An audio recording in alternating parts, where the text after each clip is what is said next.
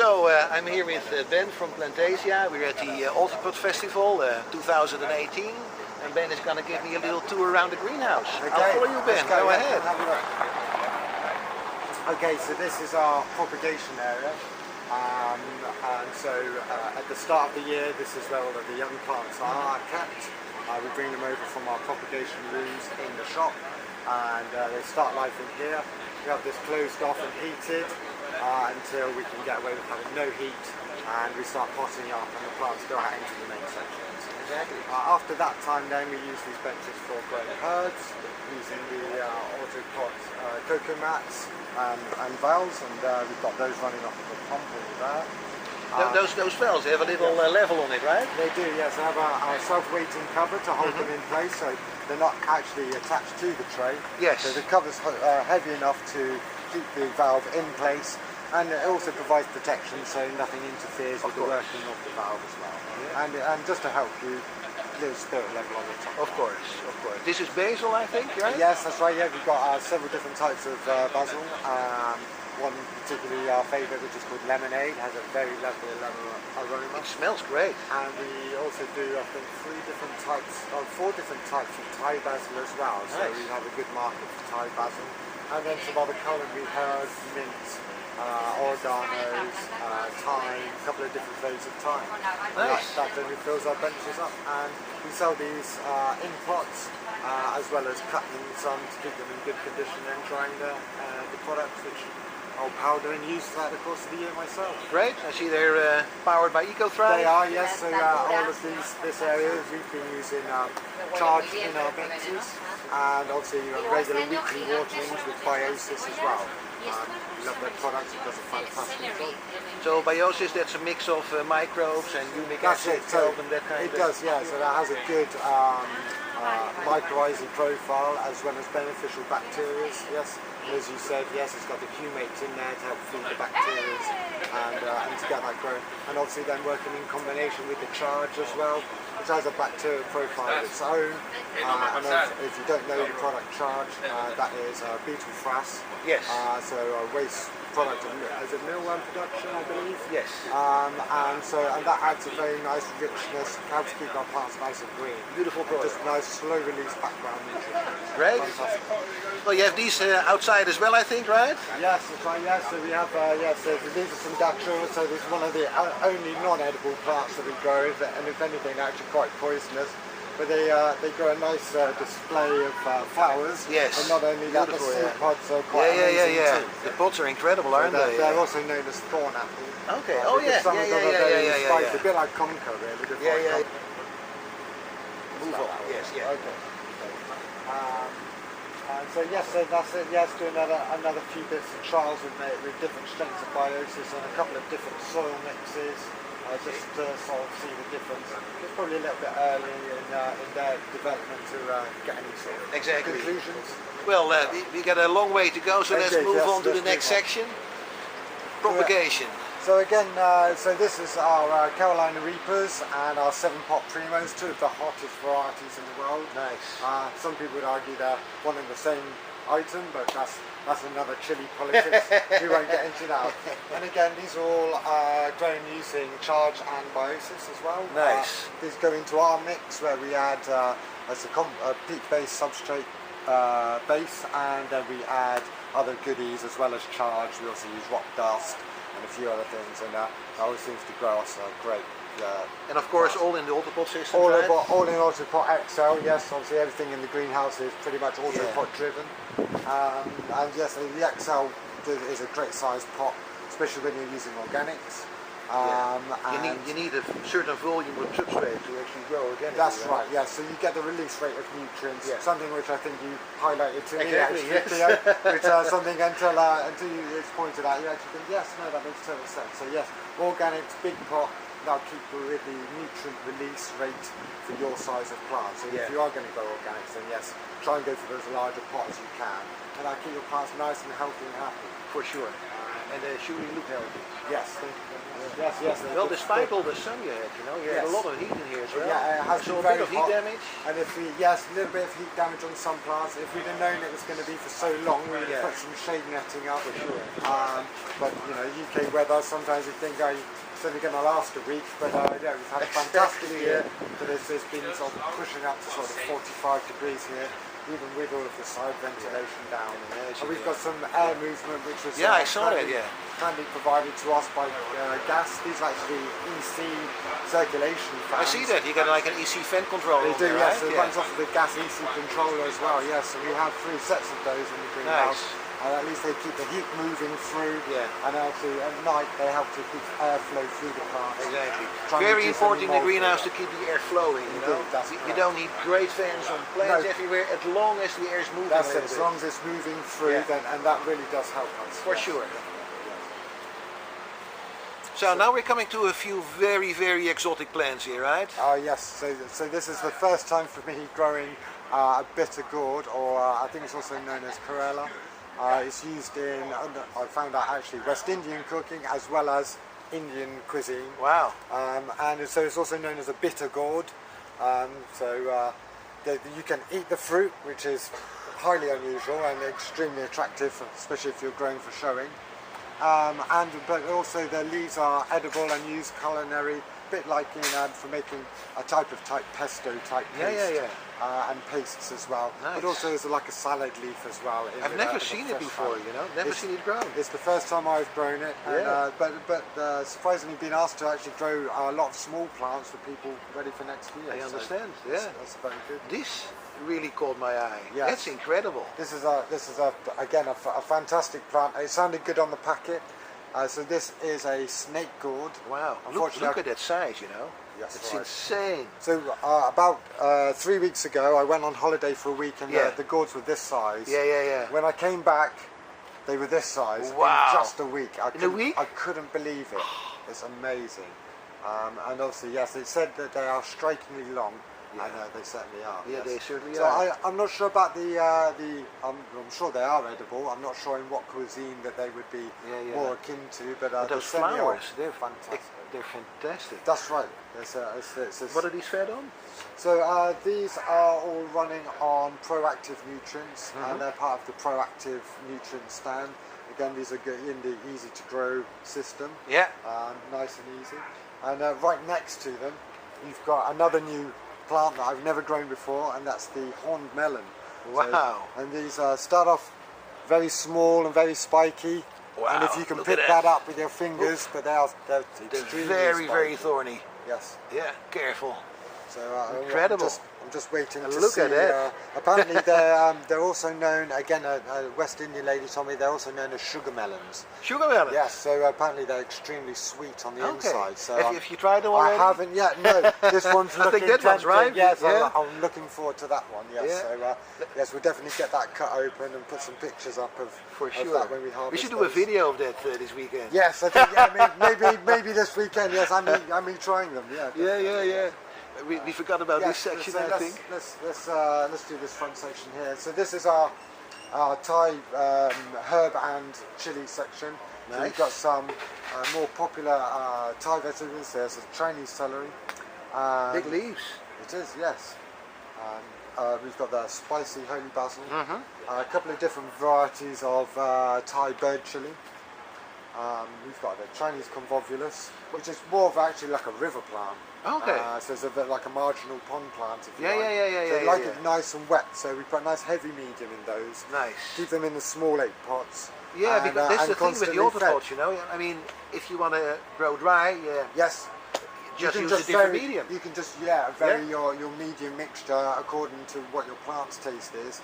And the Autopot seems to handle whichever one you do. So Exactly. when you select the right size of pot for your plant and the right medium mixture, the Autopots will take over from that. Well, you know, that's the basic success of an Autopot, you know, choosing the right medium for the right plant. Of course, yes. I mean, everything works very well if you do the right things with it. Exactly. Really. So, you know, so sometimes there's a bit of trial and error. If something doesn't work out, doesn't always mean that it's the system. Sometimes you have to adjust your way of thinking, or maybe what you're doing to suit the plant. It's all about trying to suit your plants, really. They look great. Thank you. So we just had it's a sweet basil and then some more the lemon drop chilies, which are very popular in sauces and cooking. So last year we have a good crop. We have a good crop this year. I didn't grow so many last year, but we were asked for lots. People are always looking at the top, but you should actually look at the bottom. Indeed, right? yes, and then look upwards because you can see the fruit so much. Yeah. Up their skirts, right? Right, yes, indeed. Yes. There's a man with a camera on a stick. Yeah, exactly, yeah.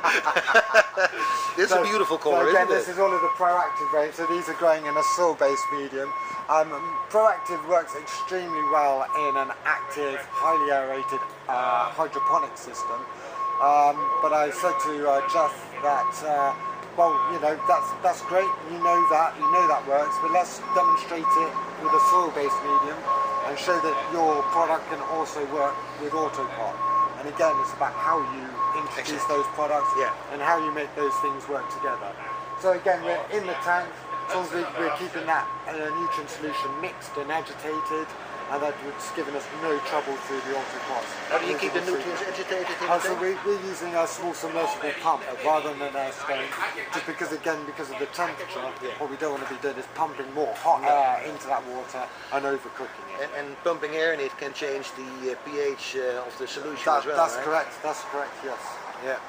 Yeah, I always would recommend like a small recirculation pump and do not put air in your nutrient solution. Yes, definitely. Unless agitation's what you need. Exactly. It's very Just hard to keeping it force atmospheric oxygen into water, so and you're don't not really you know, aerating. and don't make the pump too big, because it will heat up your solution. Indeed, yeah, that's right. One moment. Yeah, the show needs to go on, right? Yes, that's right. Yeah, it's always busy, always busy. It's a busy season. So this is the GHE area. Nice. That's Jason's favourite, isn't it? It is Jason's favourite. Yeah, it's one of my favourites. It's you know, one of the industry's kind of longest running nutrient solutions. I think possibly the first 3-part nutrient, certainly in the hydro industry. Yes, for sure. And I've obviously developed over many years. Now 2 separate companies, one in America, which is just General Hydroponics. Yes. And then we have the European GHE, Yes. General Hydroponics Europe, which is a separate company from them. So these, obviously the tomatoes are looking fantastic. Yeah, It's such a great year. Yeah. Despite the low humidity and slight problems with spider mite in the greenhouse. Oh, you had, yeah? Yes, yeah, we'll get onto showing you those bits in a minute. But the tomato harvest is looking amazing, very good. And these Those are all super running glosses at the end, you know? They are. Man, yeah, they're super incredible. gloss. And we have some Rapunzel, we have some Moneymaker, and there's a few other varieties as well. A couple of new ones. Again, it's always nice to try out some new varieties, just in case you find that really gorgeous variety and you think, yes, we carry on growing that. So these are all running on Flora Matto. That's a 1-part feed. Sorry, it's a 2-part feed. So it's Flora Matto, which is like your bloom solution, and you use that with the GHE Flora Micro. Just those 2 parts together, so it's actually a 2-part, not the 3-part Flora series. And that's formulated for perpetual flowering and fruiting plants, which is a tomato. Yes. And actually obviously very good for chilies as well, so we're demonstrating that use. But you put in the nectar as well, right? Yes, we use a diamond nectar, and we also use the GHE subculture as well, and that adds some bacterial profile into the nutrient solution, which doesn't conflict with the nutrients.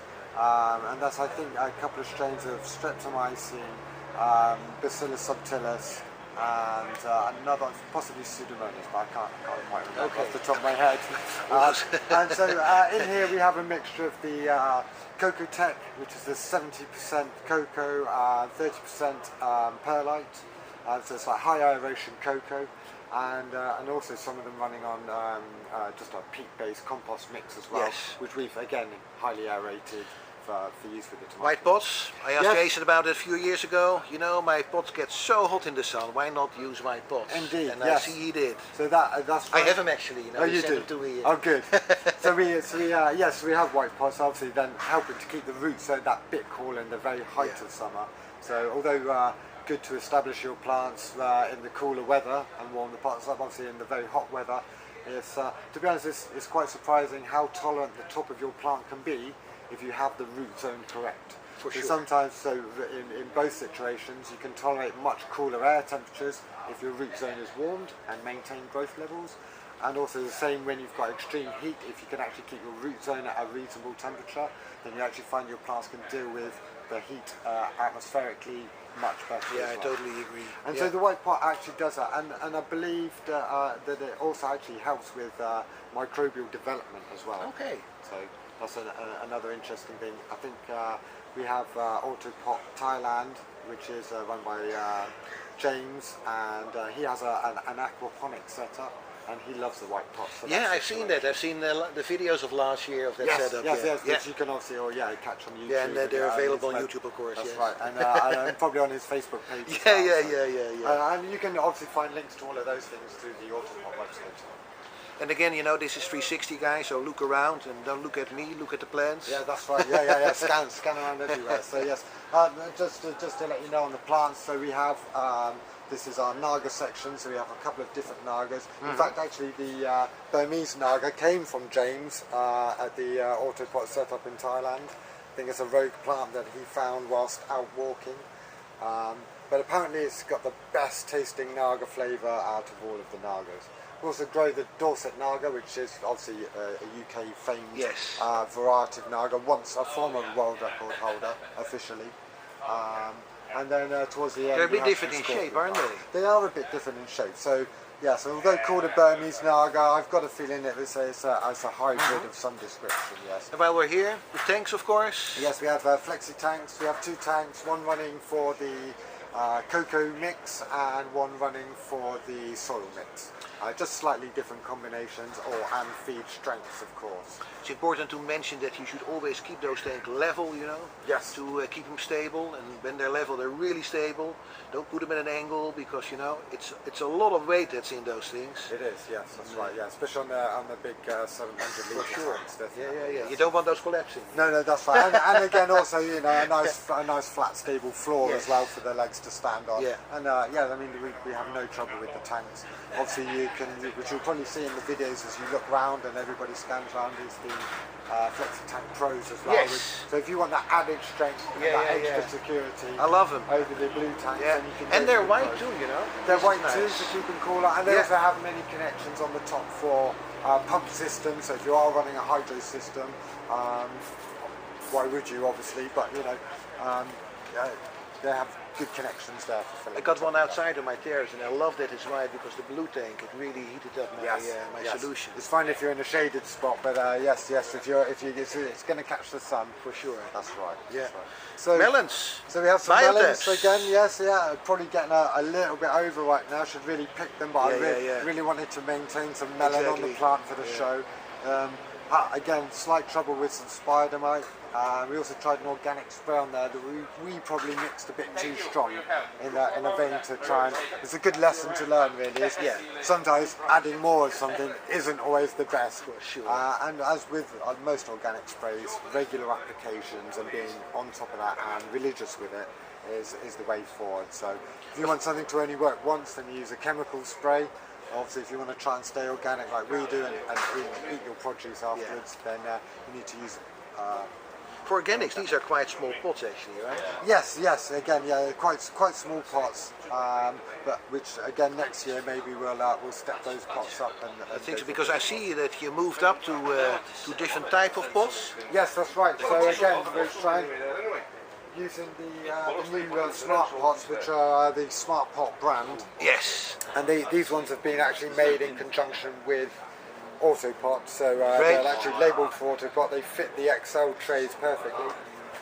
Yeah, beautiful.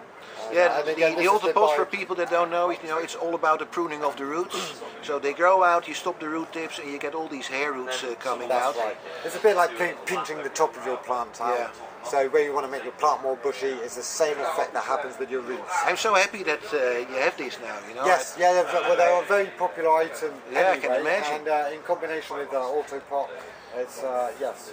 I talked to Charles about this like years ago. I said, Charles, you got to put those in those pots. Well, it happens. So, yes, and obviously all on Biotabs this section, which is looking fantastic. I think it's a good combination, you know, the bags and the Biotabs. Yes, I mean, exactly. So you've got Biotabs and the organics, so the Autopot obviously helps to regulate your moisture content in there, so your mycorrhizas will always work.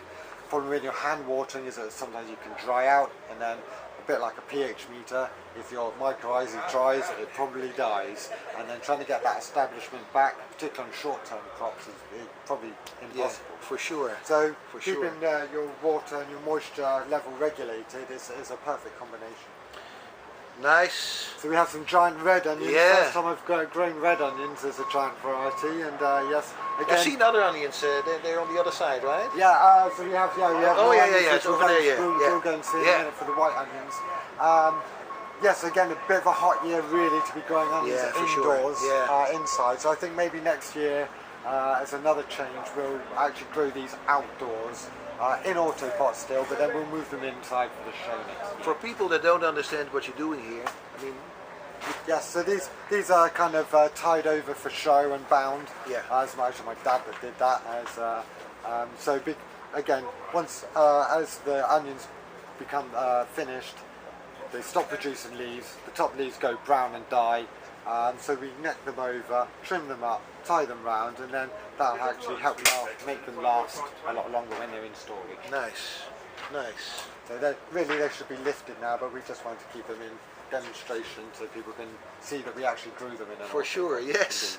Well, the people can certainly see that now, yeah. So and here we have some sweet picking peppers, and some jalapenos, and some other chilies. The jalapenos look fantastic.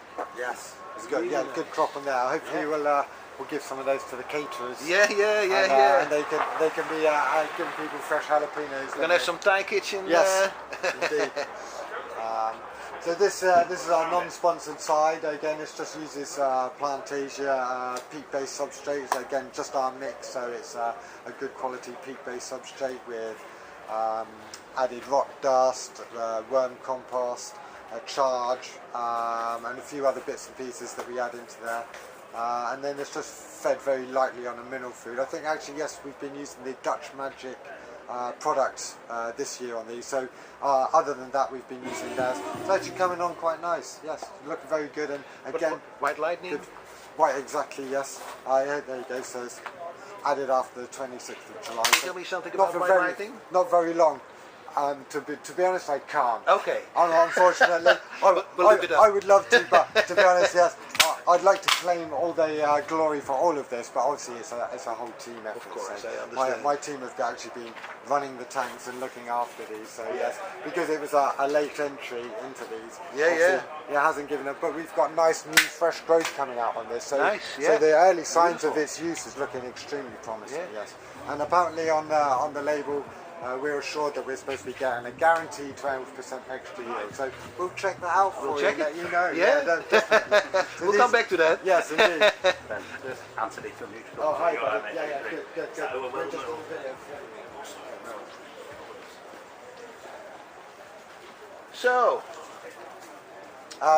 So here we are in the Mills section. Wow. So this whole section is all run on Mills nutrients. One of our favourites again. Obviously we have many favourites, but Mills always produces us a fabulous display. Well, and they certainly pay the bills here, don't they? They certainly do, yes, and they do pay their bills, yes. I think I'll check on that. Yeah.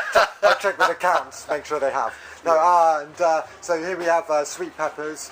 This is the Mills sweet pepper section works great for us. Many different varieties, which you can see on the cards as you walk through them. And again, you can see already on good crops on there. Yeah, beautiful. Well, obviously we pick as we go because you need to keep picking your ripe fruit Yeah, off of course, to keep your plant perpetually flowering Yeah. and fruiting. So as it becomes ripe, pick them off. And the onions, of course. Yes, so this is the onions. If you look from this side, you'll see that with just these onions, so these were grown in Mills Ultimate Soil, 90 day fertilizer premix. Okay. So these were run on just water. And then on this side we hand fed in Vitalize, so you should be able wow, to see yeah. if you take that out. You do see the difference, yeah. Across the range, obviously all onions are slightly different, but generally speaking, we're getting a much bigger size of onion on this size. For sure. When we take them out, I'll weigh them and we'll get an average weight between them and see how that comes out. But so that's Mills Vitalize.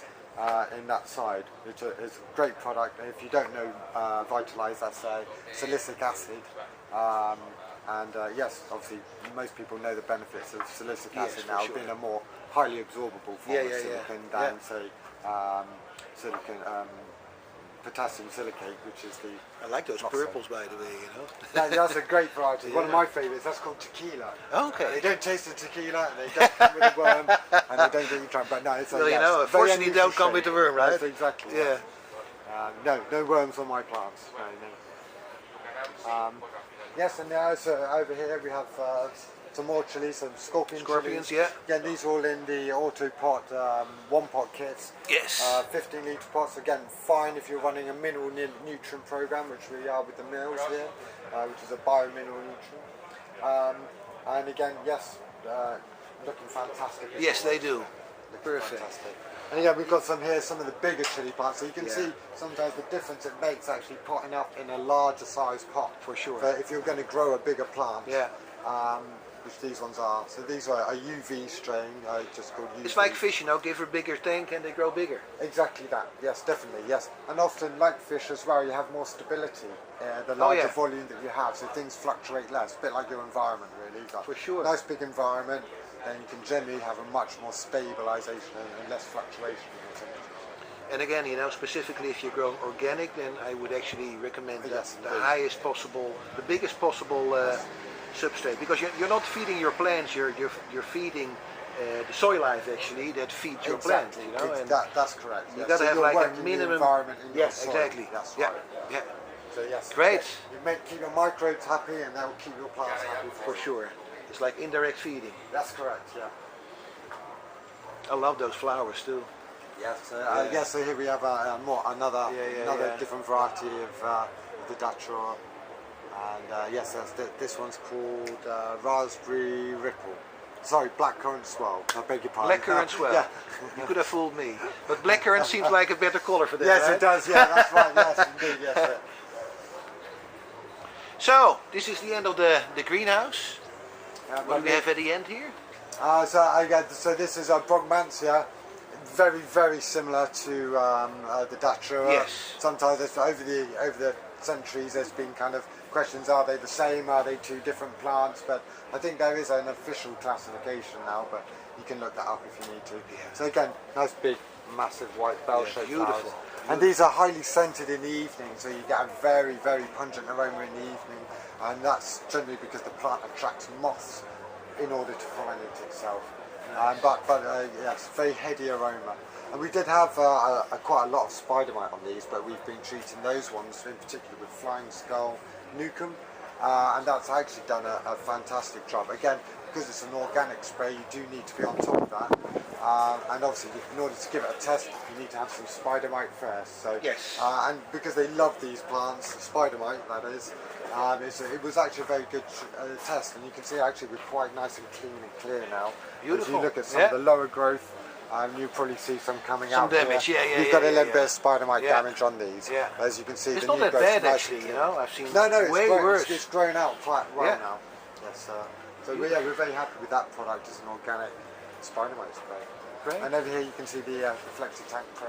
Yeah, exactly, the white one. Yeah. Quick Can I glance borrow on that. your water hose? Yes, Is that sure. alright, yeah? Just run it across there for a minute, just to fill up a tank. Yeah, show must go on, guys. We're in the middle of the festival at the moment. And Ben has got his duties. There's a bucket there. Bucket, alright mate. Ben, Yeah. I see the canna blimp is already on. Bit windy today for that, but hey, hopefully they'll keep it down. Yeah, that's right. Yeah. Thank you very much, Ben. Lovely. If people Thank want to know more about your greenhouse and your Yes. products, you're at plantasia.co.uk, Yes, right? that's right. Yeah, and obviously you can follow us on our Instagram where we do most of our posting now. A little bit on Facebook. Hopefully I'll get those linked up a bit better in the future. But I'll mention it in the description. lovely, thank you. Thank you very much again. Theo. Have a good weekend. I'll see you soon. Cheers.